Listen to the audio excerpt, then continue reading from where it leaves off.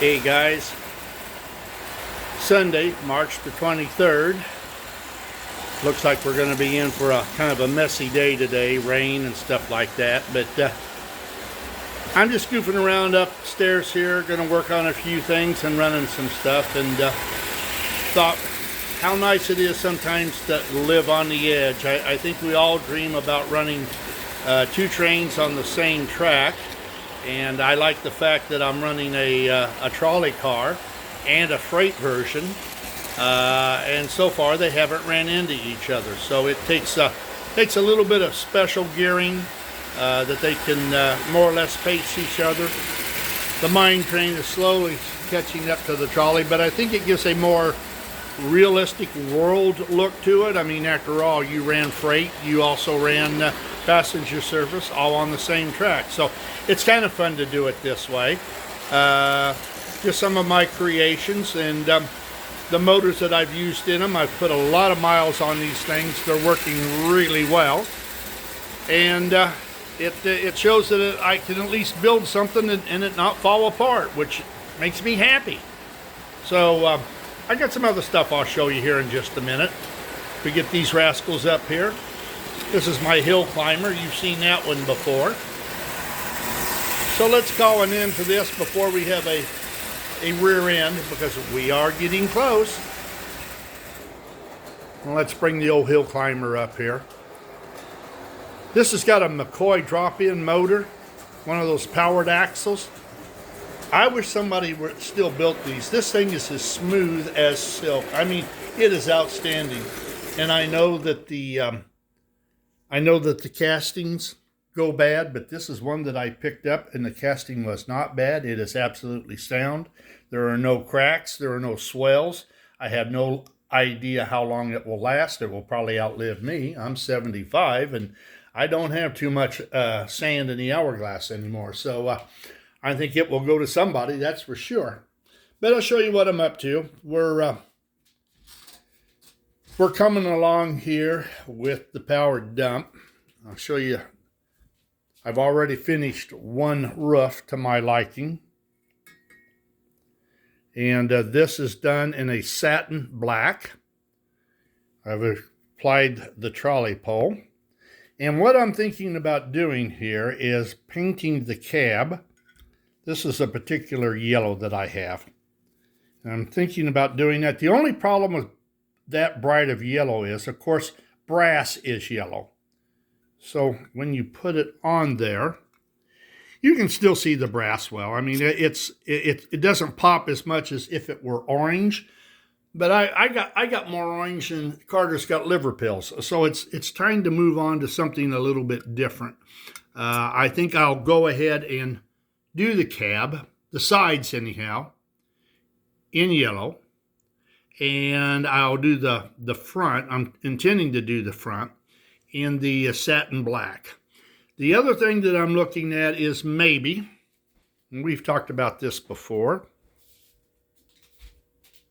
instead of putting the door there, I have this window insert. Now this is out of the Lionel standard gauge window. It's a caboose. Well, that one doesn't have it. I've got a red one over here, I believe, that does. Yeah, here we go. As you can see it, that fits on the inside like so.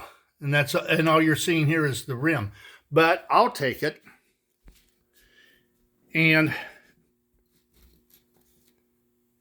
take my magic marker, and that's the inside diameter. Now, I'm actually going to take a piece of tin, but I want it bigger than this. This will be too flimsy when I start cutting it. And I'll take that and I'll put multiple holes in the center, big enough finally that I can cut out a small hole and put my nibbler into it. And I will nibble up to the line, and then I'll cut the rest of it out with my file. And as you can see, there's the embossing. So the moment that embossing can drop in that hole and I can make it square, then I can go ahead and mount it. And what I will probably do with this is, this was for tabs, slotting tabs. I'll take this and put it on my drill press, and I'm going to drill this out.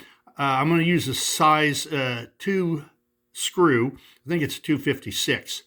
And I will put the hole closer to the top, more of into the center on both of it.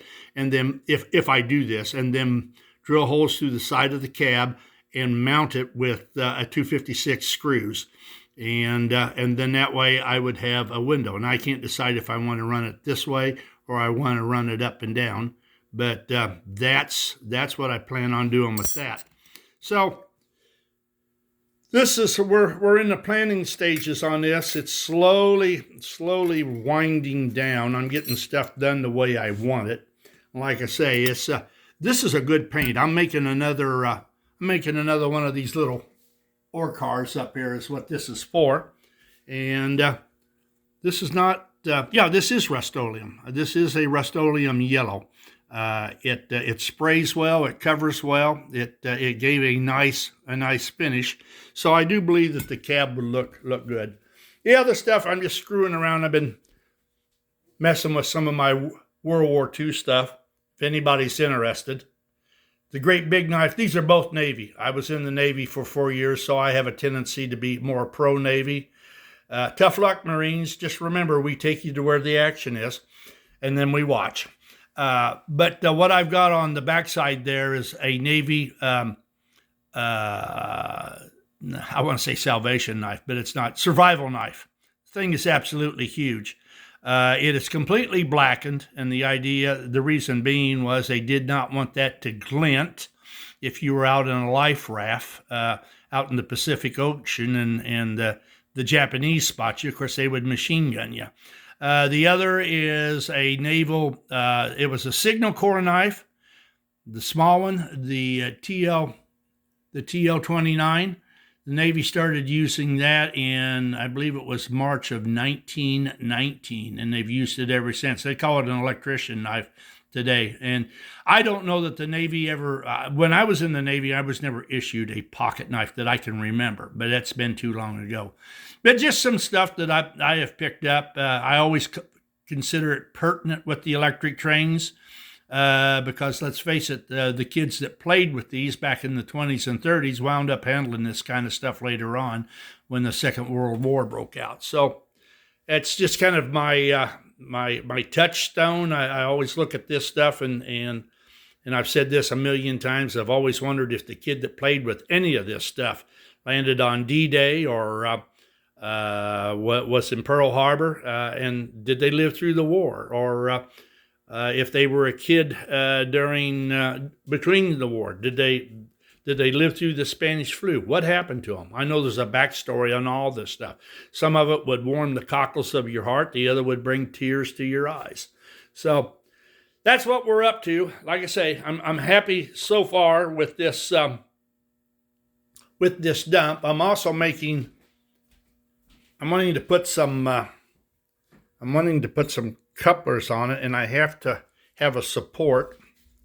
So what I have done is, this is just a practice piece, but it would fit up underneath there and mount to the floor of the frame of the car, and that would be rigid. And then I could go ahead and I could drill a center hole and put me a coupler out there. I also would put a hanger on the underneath side so it doesn't flop down. Just something else I'm thinking about. Once I get it set, then I'll scribe a line across there, drill 2 holes, and then transfer all that to the frame of the car, and we'll see where it goes from there. All right, guys, have a good Sunday. We'll talk with you later. Toodaloo.